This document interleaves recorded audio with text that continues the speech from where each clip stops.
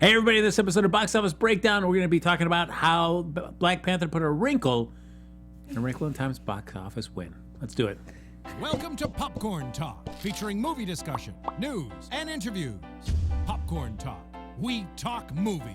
And now, here's Popcorn Talk's Box Office Breakdown. Ooh, dance party lines! Yay! Everybody! Welcome to Box Office Breakdown. Of course, the show looks back at the box office that was, and then we prognosticate. about the box office that lie ahead. I'm one of your hosts, Frank Moran. My name's Kari Lane. And I'm Amy Cassandra Martinez. And I'm the Neil Plumley. Amy, are you sure? Yes, I kind of forgot the rest of my name. I thought we were just doing first names for a second. It's fantastic. And as always, we've got Anthony in the booth. Mm-hmm. Hello, everybody. How's it going? Look at that. Second time winning. I just Yeah. wanna point that out. Easy, Humble easy. brag right there. Hold on, act like you've been there before, Anthony. My bad. As always, folks, like us on Facebook, give us those 5 stars on iTunes, subscribe to the YouTube channel, give us some thumbs up while you're there. 1, 2, 3, 4, 5, 6, 7, 8, as many as you can. And of course, we're going to have the chat up and running, so feel free to share your thoughts about movies in general, or this weekend in particular. But if you're watching after the show stream live, that's right, comment where Kari is pointing.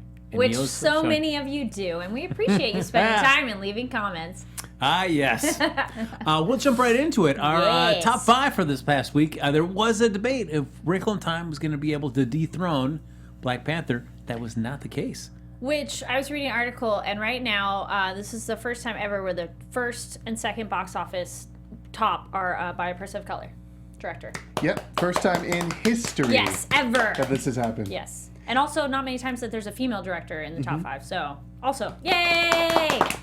Look at that. You see a lot of headlines around being like, oh, Wrinkle in Time stumbles to Yeah. Black Panther. And a whole bunch of people on Twitter speaking out and being like, nah, dude, it's black person, black director, and everybody else. Yes, So exactly. it's still a victory. Even no matter how the Hollywood Reporter wants to try and paint it. Yeah. Oh, yeah, no, I love they're like, this is how the title should read. It's like, number 1 and number 2 are both by black directors, so it's like, yes. So that ended up pulling in a little over $41 million. A Wrinkle in Time made $33.3 million. It was also the subject of our box office bet. Yes. No surprise now who won that. It was me. Yeah. We are not in suspense over this. That's right. And of course, the loser, we're just going to say it's Amy, was the loser for that. That's right. Yay! It's okay, because you guys saw it. Because I already saw it. All right. That's right. And I saw it. Did you see it? No, I okay. planned to see it today, but they fell apart. Ah, it's okay.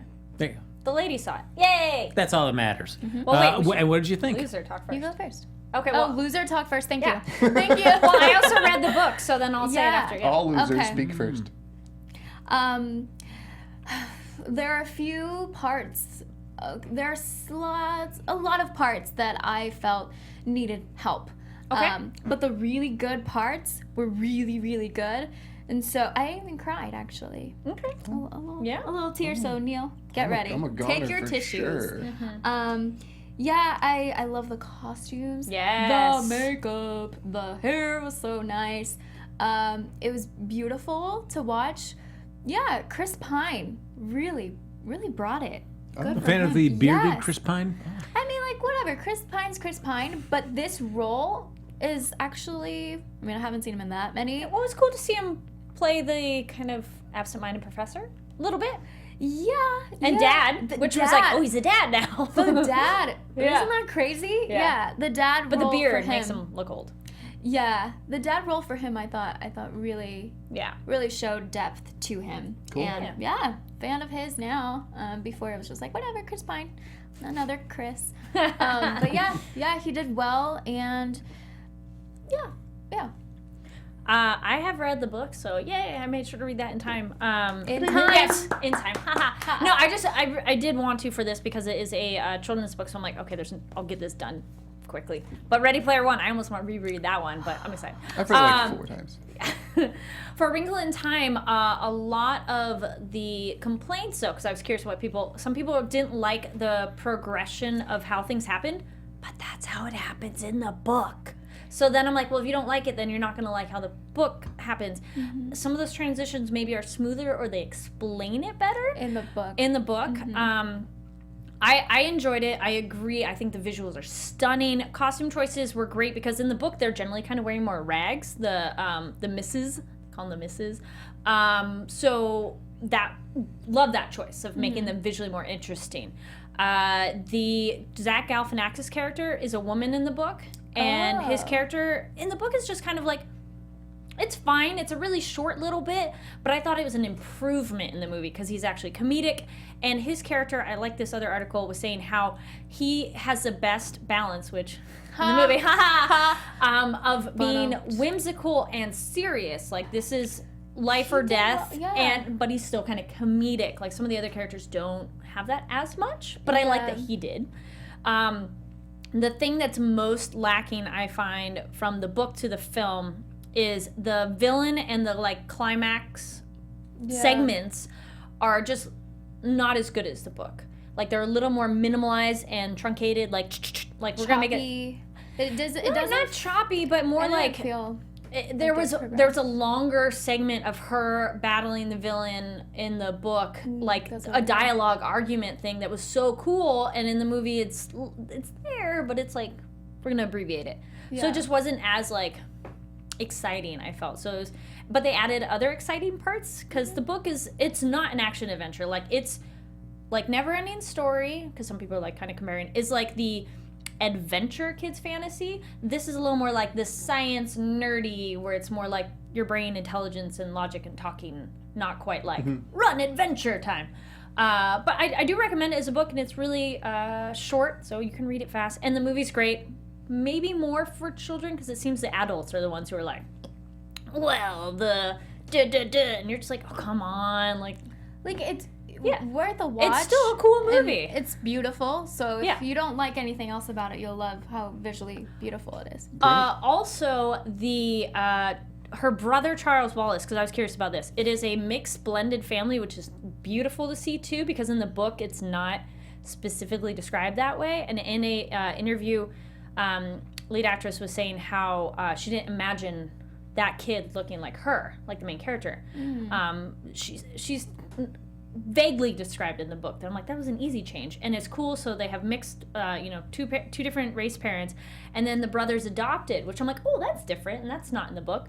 But that kind of added some new elements to it and made it interesting. So I think they did that great. And then you have your hero is a girl who's a science. Well, she's not a scientist yet, but into science, and she's biracial. So it's like, yay! I liked all those representation things as well. That's great. I'm excited for you guys to see it. Yeah, I want to know you guys. I know you. I think you're gonna definitely like it. Frank might. I've actually seen it. Oh yeah, yay! What'd you see? Or, I mean, what'd you think of it? Sorry. First off, I gotta preface everything by saying it's a kids' movie. Yeah, it is. Well, it is a children's book, also written like 40 years ago. It's rated 60s. PG. Yeah. So now get ready to lay into the film, Anthony. All right, so I did like the visuals. I liked when what's her face? What's that? Reese Witherspoon turned into Mrs. Witch. She turned into a piece of She's kale. Mrs. Witch. That was cool. I thought it was romantic. In the book, it's a little more like a Pegasus thing, which is kind of Yeah, cooler. I heard they're like dragons or something like that. Or like that's their true form, which I thought was cool. And there's more to it too. I liked the character of Wallace. What was his name? Charles Wallace. Charles Wallace. Yep. Yeah, I love that they had to He's say great. his full name, Charles Wallace, all the time. It was a spectacle, I gotta say. But again, it's like a children's film, a children's film. Yeah. But it's also a children's book, which is cool. Yeah. But I really like the message that the film has to say. Especially like this film carries impact for those who really need that message in their life if they're able to pick up on it. And Phil pointed out to me that that's what the book did when it came out. So it's glad to see another like wave of that same message come out in a more modern medium, such as and artful medium such as film. And the message is really what made the film for me, because it's such a valuable message overall that could possibly change a child's life watching the film. And I think that in itself has so much value to it. Oh yeah, definitely. Interesting, I think, because I like to. First off, I want to say it is a kids' film, and then you just went on to praise it. So nice at the end. One quick thing, I'm glad you point out that they say Charles Wallace the whole movie, which is a little strange for most people. You're like, why?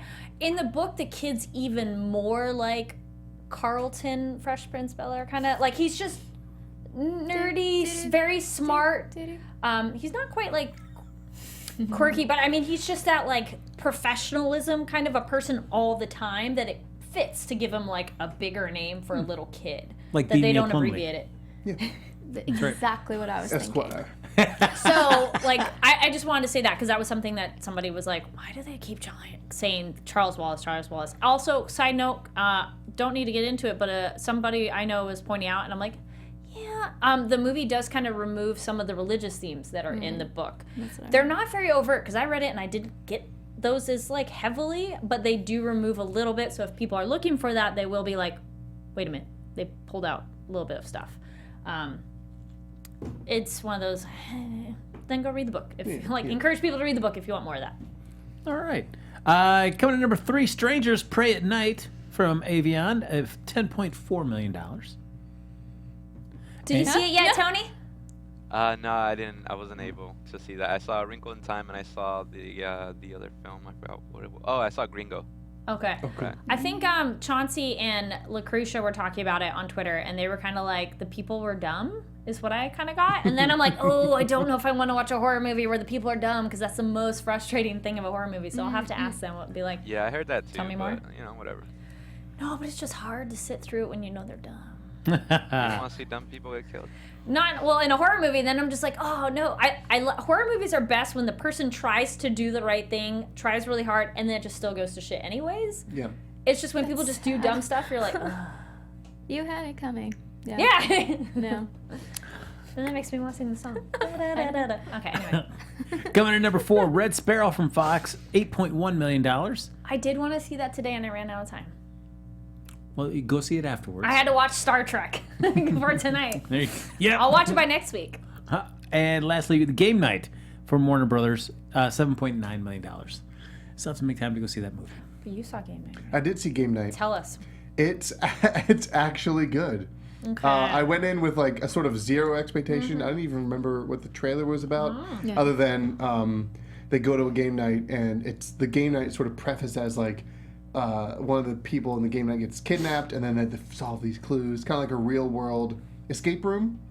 But what happens is someone actually gets kidnapped, and they actually have to find them before the kidnappers kill them. Yeah. But they like don't realize this. So while the person's getting beat up and kidnapped, they're just eating popcorn and chips off the table. Like, wow, this is so realistic.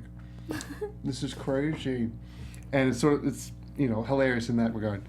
But like honestly, I was kind of like, it's not an incredible movie. Obviously, it's a fine movie. But I was just really surprised at how much I liked it, and. The directors, I don't remember their names, but it's a pair of them. They just got greenlit for the Flash. For the Flash movie, Flashpoint. So if you want a little idea of what they might be able to bring to it, Like, I say go see Game Night, because there's a couple fight scenes that are pretty ridiculous. There's a long take in a game of Keep Away that they play through like a mansion that's sort of like insane. Like it has no right being that good in that kind of a movie. They use a lot of tilt shift lenses in the cinematography, and just there's a lot of really cool things in the movie that you can sort of pick out and be like, wow, that would actually, work pretty well in a Flashpoint. Did anybody run really fast? Like Jason Bateman? No. Did he just... No? No, they didn't. But they did a few, like, some of the cinematography was sort of referential towards different board games and video games. oh, cool. Which is pretty interesting, but like casually. So sort of like, Yeah. except for the tilt shift, because that obviously makes anything look like a game board. But like in some of the driving scenes, the camera would be positioned behind the car in a way that when the car turned, the camera moved. So it felt like a car kind of like a racing game. So that's a smart way it's to just- bring game stuff into it's a just game small movie. little things like that through the movie. And honestly, I had a great time watching it, and I kind of want to watch it again too. You're selling it better for me because I saw the trailer and I was like, I'll preface because I don't think Bateman's very funny. Oh, come on now. But I'll bring you guys back down real quick. It's a fine movie. It's Okay. fine. All right. But I was just surprised by it because I had a zero sum expectation. It was generally the best way to go. Like, don't know what to expect, and yeah. Yeah. But yeah, I'd recommend it. Cool. Well, we just learned Wait, that... you also saw Annihilation. I did see Annihilation. Yeah, I thought that was fantastic. Just real quick before we move on. Yeah. I loved that movie. I also didn't really know what to expect going in because the trailer said one thing, but then people coming out of the movie and some of my friends who saw it were like, "Oh, you're not high enough to see Annihilation." And so I'm like, "Is it like trippy? Like, what's the matter with it?" So that also sort of levied my expectations a little bit. But yeah, freaking loved it. That movie was just, it was just cool. It was unlike what I'd seen before, and it does get a little bit trippy at the end, for sure. For those of you who haven't seen it, yep. But if you can sort of understand what they're trying to do at the end of the movie, then it makes a lot of sense. But I can understand why it went over a lot of people's heads. Yeah, real quick, and piggybacking off of that, if anyone's seen the Under the Skin, I believe, with Scarlett Johansson, I would put it in the same vein as that film as well. Just it's like great, but it's also very psychological in terms of it's like you're not really sure what's happening. It's definitely like a film you can deep dive into it. Okay. Yeah. Cool. Well, look at that, folks. We all just learned a little something there. Now, but how about you? Do you also want to learn, have fun, and grow in all areas of your life? For those who do, we've got just the podcast for you. Conversations with Maria Menounos Podcast Edition is hosted by our AfterBuzz TV founder, Maria Menounos, and drops every Friday on iTunes. Conversations with Maria Menounos features celebrity and influencer interviews, along with secrets and tips on how to be better in all aspects of life, from health and wellness to career and relationships, finances, and more. Let our Maria be the big sister you never had. Just go to iTunes and subscribe to Conversations with Maria Menounos for free. Be sure to rate and comment and tell Maria that it was us who got you there. Conversations with Maria Menounos Podcast Edition. Check it out. Wow. Okay. Neil, please check it out. I'm going to. Check it. Okay, fantastic. International numbers here, folks, real quick. Of course, no surprise, Black Panther crushing it. It has crossed $1 billion globally, everybody. We did it! It happened on Saturday, everybody. You'll always remember where you were when Black Panther crossed $1 billion globally. Did you guys see the meme that was like Tony Stark, who's like, "Welcome to the club," and it has like all the Marvel TV thing, and T'Challa's like coming at him, and then it has sad Superman, and it's like Justice League, only this much. No offense to DC fans, but it's a really funny meme. That's funny. So now, basically, through Sunday, it's got a global total of $1,078 million. Woo! It's coming off $100 million offshore this past weekend. That was boosted by China's estimated $66.5 million launch. The international box office total right now is $516 million. So basically, it is on the charts to pass Captain America: Winter Soldier, The Dark Knight, Guardians of the Galaxy Volume 2, The Amazing Spider-Man, The Amazing Spider-Man 2, and X-Men: Days of Future Past. Nice.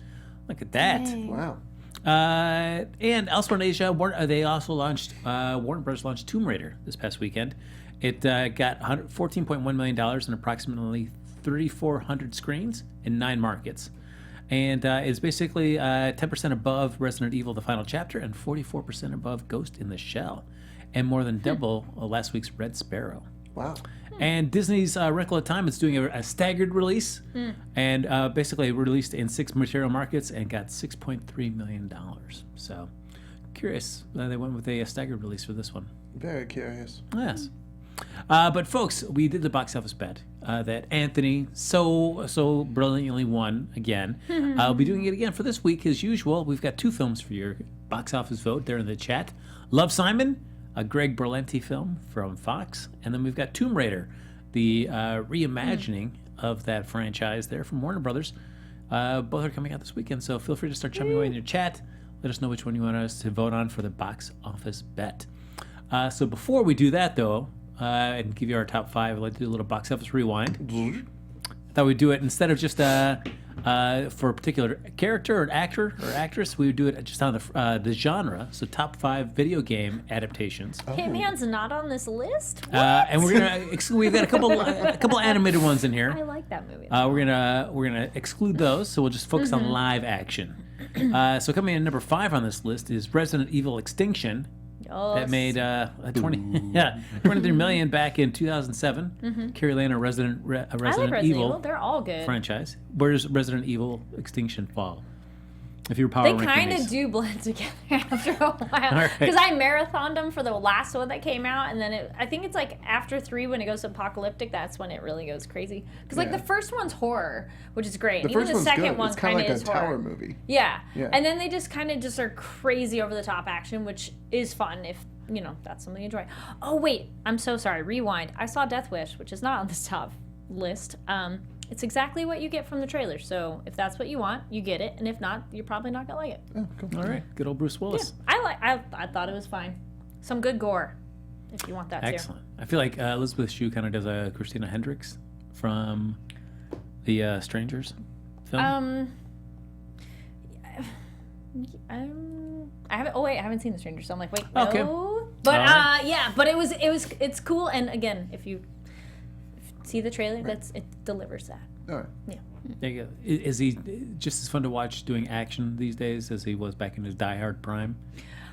I didn't like this one because there was very little comedy with him doing the comedy. Like, there's one part where he's like, no, I'm happy. And they're like, well, tell that to your face. I was like, that's actually kind of funny because people like you know.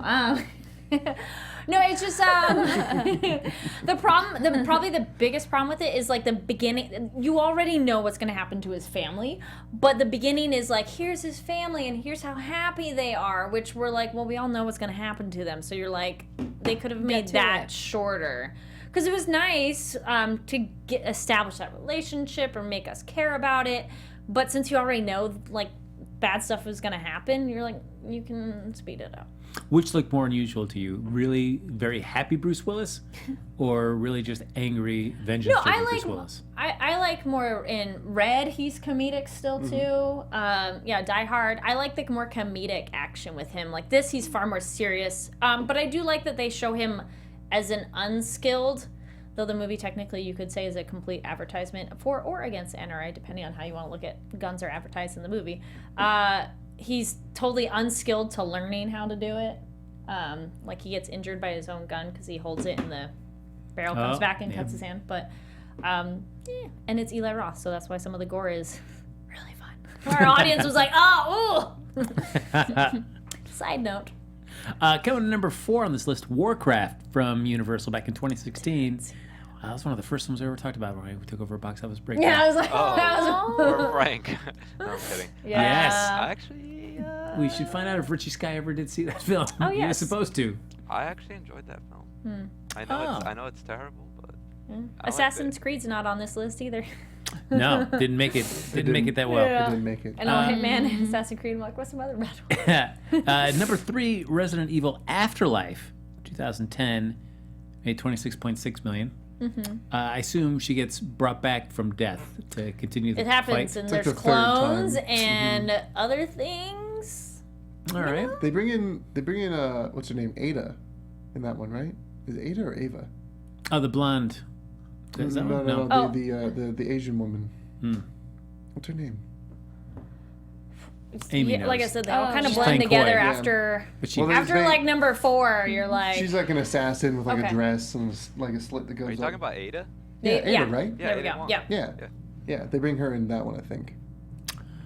number 2, Prince of Persia, The Sands of Time. I liked it. Jerry Bruckheimer joint from 2010. I feel like this is sort of like when Jerry Bruckheimer started seeing his star kind of dwindle when these started coming out. But that made a little over $30 million. It's fun. It was just a He's fun like, action I'm movie. the king of primetime TV. I just am riding the wave of Pirates of the Caribbean. I can do anything, and Yeah. I won't get it Yeah. wrong. And then he's like, Prince of Persia. But casting was questionable on that. Ugh, yeah. Yeah. Yeah, your But boy besides Jake that, Gyllenhaal. yeah. Gyllenhaal? No. Yeah, I feel But- like he couldn't get Spider-Man. So let's give him a chance to also jump around and do some parkour. And then number 1, surprisingly, we're talking about it as a film coming out this weekend. The first go-around for Lara Croft Tomb Raider. Yes. $47.7 million back in 2001. I liked both of them. Pardon? But You liked both of them? there's 2 of them, 2 Lara Croft movies with There is. Angelina, which at that time I was definitely like, I believe that as a fighter female character of like, she was strong, still had curves, sexy. Then I'm like, yeah, you look like the video game character. Though in Salt, I was like, no, I don't believe you being a fighter whatsoever. What But- about Mr. and Mrs. Smith? Yes, I did believe that. Yes, that one too. What were you saying, Tony? Real quick, just want to do an Yeah. honorable mention. Yeah. one of the best, the best worst horror, not horror, sorry. It is horrific though. One of the best worst video game movies will have to be Mario Brothers. Oh, I love that movie, but it's one of those like as a childhood memory. I remember loving it. I haven't watched it recently. Yeah, but... I mean, also just go watch anything Uebo has touched in the past. Well, there's that too. 15 years. Rain, right? Rain also. Oh, that House one's pretty of the rough. Dead. Ugh. Or was Yeah. it wasn't like Blubberella? Didn't you do that as Yeah. well? Yeah, totally. Oh, you Mortal Kombat. Yes, Mortal Kombat. Thank you, Jonathan in chat. That came That in- was fun. Again, for- as That a was kid, great. watch it. I Yeah, the loved Mortal that. Kombat's fun. Good old Christopher Lambert. Yeah. Just bringing it. That came in at number 6 in our Okay. top 5. So close. just missed. Just missed. But yeah, the old Tomb Raider movies, they're cool. And Angelina, there was some other article that, like, with her, they went for a more, like, edgy, because they were other females that they were going to pick from, of, like, other leading ladies. And I felt she was totally right for, like, that sassy character. They're like, yep. Yeah, I remember the first one was fine, and I remember the sequel was just being like, But it's one of those, if you liked it, you liked it, yeah. yeah. So, of course, folks, we've got Love, Simon, and Tomb Raider vying for your vote in the box office bet. So feel free to keep chiming away in the chat on those Sure, votes. I saw Tomb Raider win, but I'll make sure that they confirm. Thank So you. many Tomb Raiders. But before we do our box office bet, we're going to just do a quick 5 rundown of what we see coming in for theaters next week for the top 5. Again, Love, Simon's coming out on 2,400 screens. Tomb Raider, 3,600 plus. Do we think Tomb Raider can top Black Panther? That was a big discussion in the chat. It just depends on how much it's going down. I think Tomb Raider's going to do well. Like, action, leading lady movie is... I feel like there's a lot of like curiosity surrounding this Yes. film. I think Yes. that's why like a lot of people are very, very curious as to Yeah. what's up with this film, because the trailer has done enough to like, for Yeah. at least personally, entice me. Yeah. But still question whether I want to go watch it. And is that Alicia? It's Alicia Vikander. Yeah. Yes. She looks great. I think she's a good casting. I know at first I was like, but watching her do some of the stunt stuff, I was like, oh, yeah, I can buy it. But, you know, part of it to me is like, if you're going to do that, I also consider like your promotional work that you do for it.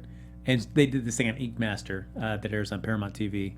It's a tattoo competition. Oh, yeah, I reality love that show. Yeah, it's one of my favorites. But they do one kind of as a Tomb Raider inspired tattoos is one of the challenges. That could have been cool. And then they just do a cutaway to her. Like, already I stepped down because when they were doing Wolverine, they had actually Hugh Jackman was in there judging that competition, which was awesome. But for this, they just did a cutaway, like, little promo, like congratulating the winning artist. And not great. She really kind of phoned it. I was like, oh, come on. I mean, I think, well, just for that segment, you felt? Yeah. Okay. Well, just for her little promotional bit. She didn't interact with anybody. It was just her just standing in a kind of room that kind of looked like a really cool, adventurous study. And then just There was doing some bad a- line reading. Oh, yeah. There was a escape room going around in Los did Angeles. it. Tomb Raider. How was it? It was really fun. Yay. Yeah. So I've seen the film. I went to the Ooh. press conference for it. What do you and- think? Can you Oh, say wait, are yet you or allowed no? to say? Not yet. Not yet. Not yet. But When's the embargo come out? 14th, 15th. Wow. And it Yeah. comes out So the... it comes out the 16th. So that does not bode well. Okay. So, but the Yeah. escape room was really cool, and yeah, I'm gonna make a video about it. because Yay! It was such a fun experience. I'd never done Cool. an escape room. Yay. So, yeah. So Okay. I'm going to For say sure. the escape room more fun than watching the movie? No.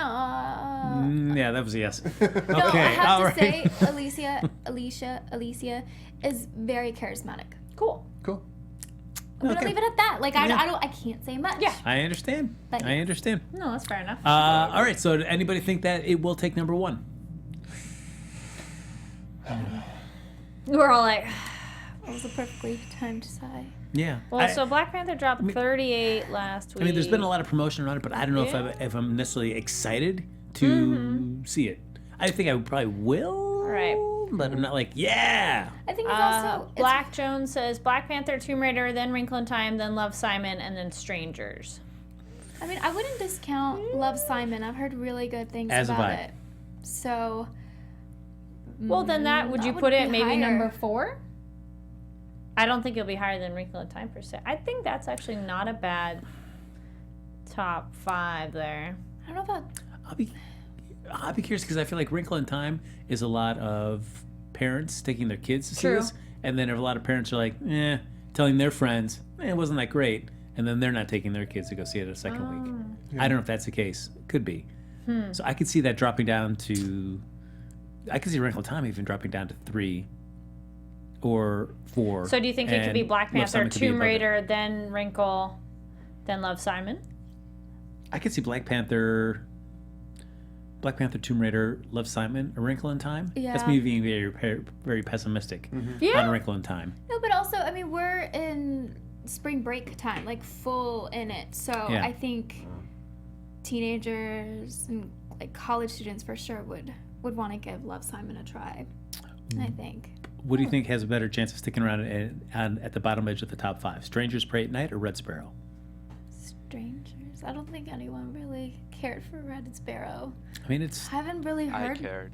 I'm sorry. Yeah. That's good. see I'm it? glad. Anthony will talk your ear off. Not You yet, talk but to him for Okay. 1 second. I want to see it so Yep. bad. Yeah. He will talk to you Red Sparrow nonstop. I think, yeah, I mean, I I think both. think I'd go with Black Panther, Tomb Raider, Wrinkle in Time, Love, Simon, and then Strangers. Yeah. All right, Neil. I don't think you had a 5. I think I'm going to go with. What's your 5? I'll go with Red Sparrow as my 5. Red Why Sparrow? not? Okay. Yeah. I don't know. This is tough. Well, you're going to be graded on this, Neil. Right, this is on the final. Yes, it is. That just gave So- me so much stress right now. Please no Dun, more. dun, dun. No more. So if Panther falls another like 40%, that means it's gonna drop another like 16 million. Yes. So But like putting if around Tomb 25. Raider is makes only 30, you know? Yeah, if Tomb Raider makes 30, then it'll be number 1. Yeah. Well, no, I'm if surprised. if it drops 6, I see. Yeah.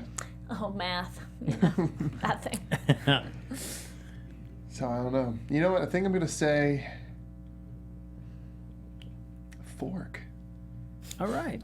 I'm gonna say Fork. Okay. I'll put Tomb Raider at number 1. All right. Oh, look at that. Curveball. I like Do it. it, I yeah. like it. I don't man. want it to be number 1, but I think it will be. I think Okay. it's just in Black Panther's 5th week. Yeah, I think that might be it. I like seeing Okay. the man with the courage of his convictions right there. Yeah, I mean, basically, Tomb Raider, as I mentioned, the first one, 47.7. The sequel did 21.7 when it opened. So, Yeah, I don't but know it's if been that- some time, and like this would be definitely a new audience wanting that. So maybe. Yeah. All right. So, ladies and gentlemen, we've got time to do our box office bet. It seems, from what I'm hearing, Also Tomb Black- Raider. It was is- Tomb Raider for Look sure. at Yeah. that, Anthony. All right. Saving the deal. So, Yeah. 3,600 plus screens from Warner Brothers. Oh, so Harry says women might come out in droves. I don't know. There might be a lot of dudes who want to go watch her as well. Hot babe running around doing things. Yeah, no, I think it'd be equal diversity in that audience. And then also, it's like Black Panther's been out for a while now, so unless people are doing repeat visits, most people have probably gone to see it already. Yeah, but some people still love that film. That's true. That's why they go back on repeat visits. I know. Kari Lane is one of them. I haven't gone back for my second time. Yeah. Oh, the tough one. All right. Teresa in the chat says 27. Janet Mouse says 35. Ken Jack says 28. Star Drew. Courtney What says number? 26. Now you got to pick the one in the middle. Star Drew says, "Ooh, you picked too big of a scale there, bud." All right. So, Anthony, you ready to go? Sorry about that. Yes, I am. I'm going with my gut, and my gut's telling me this number, and I'm just gonna stick with it. Go for it. It's gonna be 34 million for me. All right. Okay. I think that's a 34 little million, generous, but you know, my gut is feeling generous. Yeah. The Neil Plumley. Coming in at 27. 27. 25. All right. 34.5. Oh, I went 28. So look at that. I'm the high number, but I'm gonna see it I'm gonna see it tomorrow anyways. Oh, all right. I'm going to a special screening thing. Oh, well, Make sure Kari to Lane's follow got on the social hookup. media. I'm gonna post Look at photos her. of my Hooray. thing. And Neil, you've got all the accurate numbers written down? Oh yes. Nobody they're all- else write them down. They're all here. Look at that. All the numbers that we have that we need. But for nobody Tomb else Raider. write them down. All right, ladies and gentlemen, that's going to do it for Neil. this episode of the Box Office Breakdown. Thanks, everybody, for watching and joining into the chat. As always, you can like us on Facebook, give us those 5 stars on iTunes, subscribe to the YouTube channel, throw a bunch of thumbs up there while you can. Throw 'em And- up. Throw them all over the Throw 'em up, place. throw 'em up. And if you're watching this after we stream live, feel free to comment down below. Kari Lane's got a question for you. She's going to tell you right now. I was like, oh, Oh, okay. Well, we did talk about video games to movies. What has been your favorite video game to movie, animated or live action? Cool. All right. And if you want to continue the conversation with any of us after the show's over, Neil Plumley, where can people find you? Great question, Frank. They can find me at places where people are found at the Neil Plumley. That's TheNeilPlumley. Let's have fun, Amy. Thank you for that, Neil. I am Amy Cassandra Martinez. You can find me on all social media at Amy Cassandra MTZ. Yeah.